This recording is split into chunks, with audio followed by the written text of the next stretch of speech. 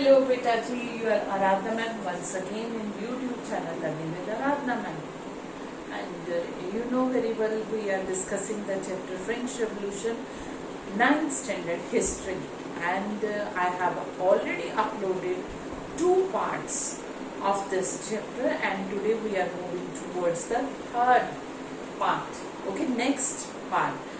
In 2 parts we have discussed the main causes of French Revolution. We have discussed the society during 17th and 18th century, condition of society, okay, and the division of society in 3 states, and how the revolution began. Okay, how the under what circumstances French monarch gave up his power, and how National Assembly came into existence and General Assembly ended. Okay, beta. Now we are moving towards our next topic, moving towards the next step, that is France becomes a constitutional monarchy. अब France की monarchy जो है, वो राजा का rule जो है, एक constitutional monarchy बन रहा है. कॉन्स्टिट्यूशनल मोनार्की मतलब राजा कॉन्स्टिट्यूशन के अंडर रह के काम करेगा. अब वो सुप्रीम पावरफुल नहीं होगा. All the powers will not be centred. एक ही के हाथ में पावर नहीं होगी और वो किंग के हाथ में. ओके, पावर्स नहीं होगी. ये खत्म हो रहा है. कैसे? In the previous video you were familiar that how National Assembly किस तरह से 3rd स्टेट ने बायकॉट किया जनरल असेंबली को और अपनी नेशनल असेंबली बनाई. इंडोर स्टेडियम, टेनिस के इंडोर स्टेडियम में ये सारे इकट्ठे हुए. इन्होंने शपथ उठाई है कि ये तब तक डिस्पर्स, तब तक नहीं बिखरेंगे, तब तक नहीं अलग रहेंगे जब तक नया कॉन्स्टिट्यूशन ही बना देते और मोनार्की की, राजा की पावर का लिमिटेड नहीं कर देते. ओके, इनके लीडर्स थे कौन? Mirabeau and Abbe Sieyes. ये दोनों प्रीस्ट यानी कि क्लर्जी और रॉयल फैमिली से बिलोंग करते थे, नोबल्स थे. ओके, एंड क्लर्जी थे. They were enjoying all the privileges from the privileged society, और कोई टैक्स नहीं देना पड़ता था. But still they came to know about they felt the condition of the 3rd state या empathy का. Okay, you have the life skills, you have read. तो उनके साथ मिले और फिर इन सब ने मिलकर क्या किया है? कॉन्स्टिट्यूशनल मोनार्की यानी कि फ्रांस के लिए कॉन्स्टिट्यूशन ड्राफ्ट किया है, बनाया है. और फ्रांस का कॉन्स्टिट्यूशन कब बन के तैयार हो गया? नेशनल असेंबली ने फ्रांस के कॉन्स्टिट्यूशन का ड्राफ्ट कंप्लीट कर दिया है. कब कंप्लीट कर दिया है? 1791 में. स्टार्ट कब हुआ था? 1789 में, फ्रेंच रेवोल्यूशन के बाद. ओके, 2 साल लगे इसको. 1991 के अंदर में एक अप्रोक्सीमेटली 1.5 ईयर लगा. Okay, near about 2 year. So इसने कंप्लीट कर दिया. 1791 में फ्रांस का कॉन्स्टिट्यूशन कंप्लीट हुआ. न्यू कॉन्स्टिट्यूशन के अकॉर्डिंगली क्या था? मेन ऑब्जेक्टिव, मेन मकसद क्या था नए कॉन्स्टिट्यूशन का? कि मोनार्क की, राजा की पावर को सीमित करना, लिमिट मेक बांधना. एब्सोल्यूट मोनार्की नहीं होनी, अनलिमिटेड पावर उसको नहीं मिलनी है. द नेक्स्ट स्टेप, अब पावर जो है, earlier the power were centralised only in single hand, that is the king. King के हाथों में थी सारी पावर. अब ये डिसाइड किया कि कोई एक पर्सन नहीं एंजॉय करेगा. All the powers will be separated. Okay, so all the powers were separated now and assigned to the different institution, different organs जो हैं गवर्नमेंट के, उनको ये पावर सारी की सारी दी गई है. डिफरेंट ऑर्गन्स कौन सी है? Legislature, executive and judicial.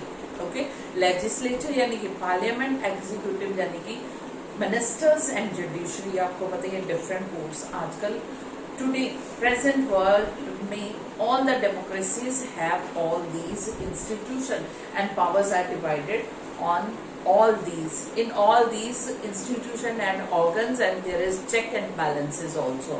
Okay, I have uploaded the video on that also. Okay, so अब ये पावर्स जो है सेपरेट हो गई हैं, डिवाइडेड हो गई हैं, 3 ऑर्गन्स में बराबर legislature, executive and judiciary. France जो है एक कॉन्स्टिट्यूशनल मोनार्की अब बन गया है 1791 के कॉन्स्टिट्यूशन के बाद। ओके बेटा, क्या बन गया है? कॉन्स्टिट्यूशनल, यानी कि मोनार्की होगी, राजा का रूल होगा, बट एक कॉन्स्टिट्यूशन के अंदर, एक संवैधानिक लॉ के अंडर रह के वो भी रूल करेगा। अब नई कॉन्स्टिट्यूशन के अकॉर्डिंगली जो है डेमोक्रेटिक सिस्टम आ गया, वोटिंग का राइट मिला। अब वोटिंग का राइट किनको मिला और किनको नहीं मिला, लेट्स चेक। एक्टिव सिटीजन, मतलब active citizen means those enjoying the power right to vote. किनको राइट टू वोट मिला है? ओनली 4 मिलियन को। और फ्रांस की पॉपुलेशन है 28 मिलियन। हमने डिस्कस किया था ना कि फ्रेंच रेवोल्यूशन आते आते 28 मिलियन होगी। 28 मिलियन में से सिर्फ 4 मिलियन पीपल को राइट टू वोट मिला है। ओके बेटा, और ये राइट टू वोट किनको मिला है? वही जिनकी अपनी प्रॉपर्टी है और those who are the tax payer. Okay, एक मजदूर की, एक लेबर की 3 डेज के वेजेस के, ओके, अप्रोक्सीमेटली 3 डेज के वेजेस के करीब टैक्स पेयर होना चाहिए, कम से कम। मिनिमम मैंने कहा, मैक्सिमम जितना उतने ज्यादा वो एंजॉय करेगा। स्टिल मतलब प्योर डेमोक्रेसी नहीं आई, ट्रू डेमोक्रेसी नहीं आई, स्पिरिट ऑफ डेमोक्रेसी अभी भी नहीं बना है। चलो समहाउ कुछ स्टार्ट हुआ है फ्रांस में।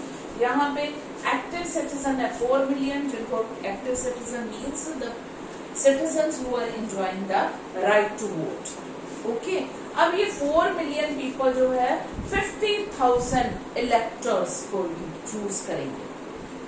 कैसे? I will explain in the next part. ठीक है, 4 मिलियन को राइट टू वोट मिला, who are the tax payer near about the 3 days wages, okay, of a labour.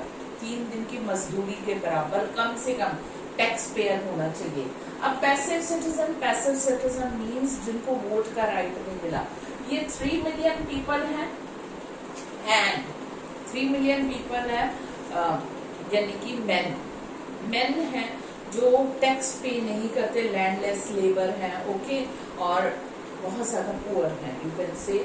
और ये होंगे मेन 3 मिलियन, इसके साथ ही विमेन को, चिल्ड्रन को, और बिलो द एज ऑफ 25, जितने भी हैं बिलो द एज ऑफ 25 उनको भी वोट का राइट नहीं मिला। यानी कि वोट का राइट किनको? Who has the age of 25 और above the age of 25। Now we are enjoying the right to vote above the age of 18 year, okay, in India. So यहाँ पे फ्रांस में स्टार्ट हुआ है 1791 में राइट टू वोट, और 25 की as के पर्सन को मिला है, पर मिला उन्हीं को है जो टैक्स पेयर है। मिनिमम कितना? 3 days के लेबर के वेजेस के, ठीक है, लगभग इतना पे करता हूँ। विमेन को अभी तक नहीं मिला है वोट का राइट, बच्चों को नहीं, और बिलो द 25 एज, चाहे वो रिच फैमिली से बिलोंग करते हैं, पर 25 के बिलो को वोट का राइट नहीं मिला है। ओके बेटा, आई होप यू अंडरस्टूड। ये जो है जितने भी, ओके, ये है 4 मिलियन जो है राइट टू वोट जिनको मिला है पॉपुलेशन को, वो 50 इलेक्टर्स को चूज करेंगे, इलेक्ट करेंगे। और ये इलेक्टर्स जो हैं वो नेशनल असेंबली और मिनिस्टर्स को कंट्रोल करेंगे। ओके, किंग को भी कंट्रोल करेंगे और मिनिस्टर। मेरी बात समझ लो फिर से, 50,000 इलेक्टर्स को इलेक्ट करेंगे 4 मिलियन पीपल। अब ये 50,000 इलेक्ट करेंगे नेशनल असेंबली के मेंबर्स जो अप्रोक्सीमेटली 745 के करीब थे उस टाइम पे। Getting my thing? आप एक चीज समझ लो, ये ऐसे हो गया जैसे इंडिया में प्रेसिडेंट के इलेक्शन होते, हम चूज करते हैं, हम इलेक्ट करते हैं एमपीज और एमएलएज को, ओके, और ये एमपीज और एमएलएज आगे इलेक्ट करते हैं प्रेसिडेंट को। इनडायरेक्टली हमने इलेक्ट किया ना प्रेसिडेंट को। सिमिलरली नेशनल असेंबली भी इनडायरेक्टली इलेक्टेड बॉडी थी फ्रांस की। Getting my thing?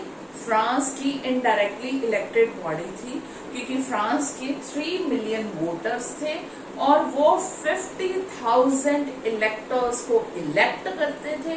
ये 50,000 इलेक्टर्स जो थे वो किसको इलेक्ट करते थे? 475 मेंबर जो है नेशनल असेंबली के, उनको इलेक्ट करते थे। I hope this concept is quite clear to you people. If it's not, better watch the video of president election. I will give you the link in the description box. Okay?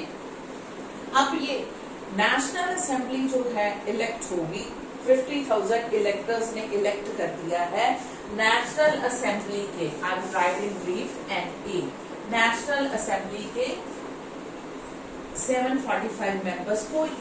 745 members जो हैं, here is written, national assembly के, ठीक है, 745 members को elect कर रहे हैं और ये कंट्रोल करेंगे किंग और मिनिस्टर्स को। जैसे हमारे पार्लियामेंट के मेंबर मिनिस्टर्स को कंट्रोल करते हैं ताकि प्रॉपर काम करें। क्वेश्चन आवर्स में दे आर नॉट सेटिस्फाइड तो नो कॉन्फिडेंस मोशन भी, सिमिलरली, ठीक है, ये किंग और मिनिस्टर्स को कंट्रोल करेंगे। और कॉन्स्टिट्यूशन जो है वो 1791 का पूरी की पावर जो है नेशनल असेंबली को देता है लॉ बनाने की। और ये जो है क्वालिफाइड, अब नेशनल असेंबली का मेंबर कौन बनेगा और इलेक्टर कौन बन सकता है, ये भी क्लियरली बताया है कि जो इलेक्टर बनना चाहते हैं ये नेशनल इलेक्टर हो गए 50,000। ओके, अब ये 50,000 में कौन आएंगे और 75,000 में कौन आएंगे? ओके, 3 मिलियन पीपल ने बनाया है 50,000 इलेक्टर। अब ये इलेक्टर कौन है? जो पे हाईएस्ट टैक्स पेयर होंगे। फिर वही कंडीशन होगी, रिच पीपल को ज्यादा। पहले भी तो यही था फ्रांस में, इनकी रॉयल फैमिली को, नॉबल्स को और प्रीस्ट क्लर्जीज को मिल रहा है राइट ज्यादा। बट अब थोड़ा क्राइटेरिया चेंज हो गया है, थोड़ा सा और ज्यादा एक्सपेंड हो गया है। ये फर्स्ट और सेकंड स्टेट आगे पहले लिमिटेड था, बट सेम ट्रैक पे अभी भी चल रहे हैं कि जो हाईएस्ट टैक्स पेयर हैं, ओके, जो हाईएस्ट टैक्स पेयर हैं, बहुत ज्यादा टैक्स देते हैं, वो बनेंगे 50,000 इलेक्टर। और जो बिल्कुल बहुत ज्यादा टैक्स पे करते हैं, फ्रांस की गवर्नमेंट में पैसा ऐड करते हैं, वो बनेंगे लेजिस्लेटिव असेंबली के मेंबर, ठीक है। उसके बाद कुछ एक कॉन्स्टिट्यूशन ने जो है कॉमन पीपल को राइट दिए हैं। जो कॉन्स्टिट्यूशन था फ्रांस का जो 1791 में फ्रेम हुआ, वहां पे पहली बार कॉमन पीपल को फंडामेंटल राइट्स दिए गए हैं, बिगिन विद। और कॉन्स्टिट्यूशन स्टार्ट ही किससे हो रहा है? Declaration of the rights of main and citizen, ठीक है। फ्रांस का कॉन्स्टिट्यूशन बिगिन स्टार्ट किसके हो रहा है? Declaration of rights of the main, of the rights of main end of citizen. और राइट्स में काफी राइट्स जो है वो नेचुरल माने गए। नेचुरल मीन्स जो आपको गॉड ने दे दिए, जिसको बोलने का दिया, जुबान दी है, उसको अपने व्यूज भी एक्सप्रेस करने की, ओपिनियन देने का पूरा राइट है। ओके, जिंदा रहने का right to live, okay, right to life मतलब जिंदा रहने का राइट है। जिंदगी उसने दी है, वही लेगा जब लेनी है, किसी को नहीं। Right to life, freedom of speech, freedom of opinion और इक्वलिटी बिफोर लॉ, कानून के सामने सब बराबर है। अर्लियर ये नहीं था कि जो क्लर्जी हैं और प्रीस्ट हैं, आई हैव टोल्ड यू कि वो above law. Certificate of innocence कैसे दिए जाते थे, आई हैव एक्सप्लेन। अब ये नेचुरल राइट माने गए हैं और सबको इक्वली मिलेंगे विदाउट एनी डिस्क्रिमिनेशन, ओके। सारे के सारे फ्रेंच सिटीजन्स को मिलेंगे। अब फ्रांस में अबॉलिश हो गई मोनार्की और फ्रांस बन चुका है एक रिपब्लिक, ओके।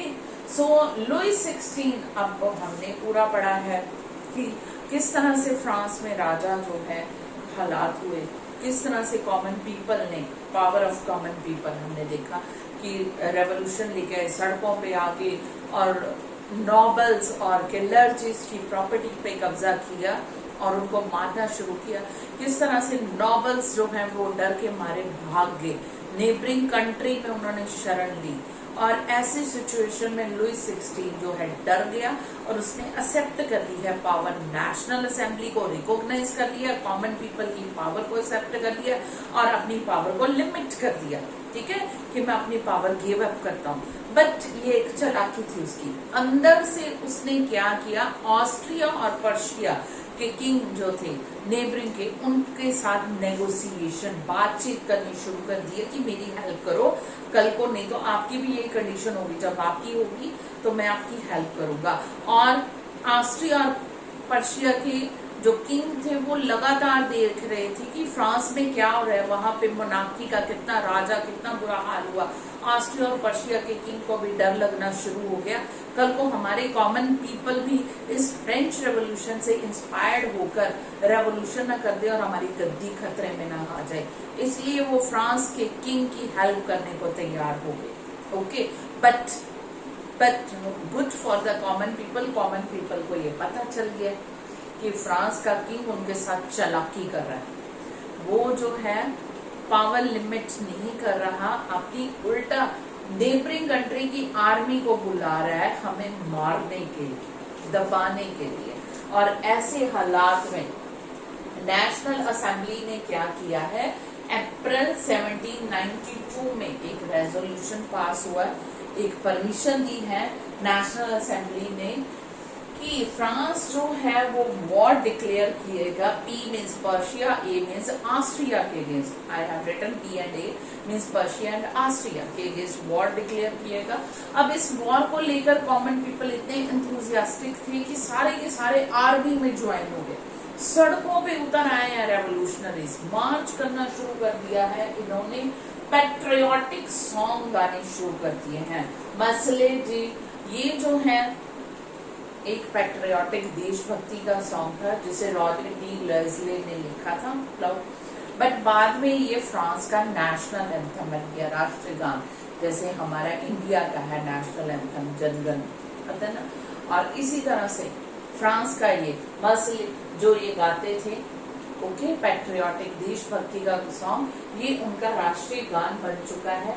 और सारे के सारे लोग सड़कों पे रेवोल्यूशनरी फ्रांस के दूसरे और जो भी नेबरिंग कंट्री की आर्मी अगर आ रही है तो उस आर्मी का सामना और उसको दबाने मारने के लिए निकल आए सारे रेवोल्यूशनरीज जो हैं, ऑलमोस्ट सारे के सारे मेन, ठीक है। और यहाँ पे क्या हुआ है, विमेन ने बहुत इम्पोर्टेंट पार्ट प्ले किया है। विमेन जो थी वो ऐसे टाइम पे उन्होंने काम करना शुरू किया है, कमाना शुरू किया है, अपनी फैमिलीज, अपने बच्चों को लुक आफ्टर करना शुरू किया, ताकि मैन जो है वो फ्रेंच रेवोल्यूशन में स्ट्रांगली पार्टिसिपेट कर सके। ओके, और जो रेवोल्यूशनरीज थे सबसे पहले जब उनको लुई 16 के धोखे का पता चला तो उन्होंने पेरिस के पहले महल पे अटैक किया है, गार्ड्स को गोली मार दी है, राजा को अरेस्ट कर लिया है। अब आगे राजा का क्या, लुई 16 का क्या बनता है, I will explain in next video. Now we are moving towards the okay. तो विमेन ने यहाँ पे बहुत स्ट्रॉन्ग और एक्टिव पार्ट प्ले किया, although they didn't get the right to vote, अभी भी उनको पैसिव सिटीजन माना गया है, although they have played a very important role, okay. But ऐसे टाइम पे बहुत से पॉलिटिकल क्लब्स बन गए हैं डिस्कशन के लिए, डिबेट के लिए, गर्मा गर्म हॉट डिस्कशन चल रही है, कैसे किस तरह से क्या, इतने ज्यादा, कुछ एक सीक्रेट और कुछ एक पॉलिटिकल क्लब्स बन गए हैं। इसमें से एक सबसे इम्पॉर्टेंट, सबसे फेमस पॉपुलर क्लब था, वो था जैकोबियन क्लब। जैकोबियन क्लब का लीडर था मैक्सिमिलियन रॉबस्पियर, ठीक है, ये उसका था। और जैकोबियन क्लब का ये एक अच्छी बात थी कि ये रिच फैमिली से बिलोंग करने वाले पीपल का नहीं था, लेस प्रॉस्परस, जो वर्कर थे, चाहे डॉक पे, चाहे जिसको हम लोग कहते हैं शू मेकर हो गए, बेकरी पे काम करने वाले, दूसरे लेबर क्लास के ज्यादातर लोग थे इसके, और उन्हीं का वो लीडर था मैक्सिमिलियन रॉबस्पियर, ओके। और ये जो थे less prosperous section of the society थे, और रॉबस ये जैकोबियन क्लब का नाम पड़ा था, ये फॉर्मल कॉन्वेंट था सेंट जैकब जो थे कॉन्वेंट, ये पेरिस के थे, उन्हीं के नाम पे सेंट थे, ओके, जैकब, उन्हीं के नाम पे जैकोबियन क्लब बना था। इन लोगों की अपनी ही यूनिफॉर्म थी, लॉन्ग स्ट्रिप ट्राउजर, ठीक है, स्ट्रिप वाली, लाइनों वाली, यानी कि ट्राउजर डालते थे और नी प्रीचर, यानी कि नी से ऊपर जैसे डॉक वर्कर काम करते हैं ना, ओके, वैसे ही। और इनकी कैप होती थी रेड कैप, रेड कलर की कैप डालना ये सिंबलाइज करता था लिबर्टी, कि we are free, okay, right to liberty का सिंबल था, और ये रेड कैप डालते थे। That's all for today, okay. I hope you understood the topic very well in an interesting way. And the previous videos I have told you, you have to create your imaginary power side by side with my discussion.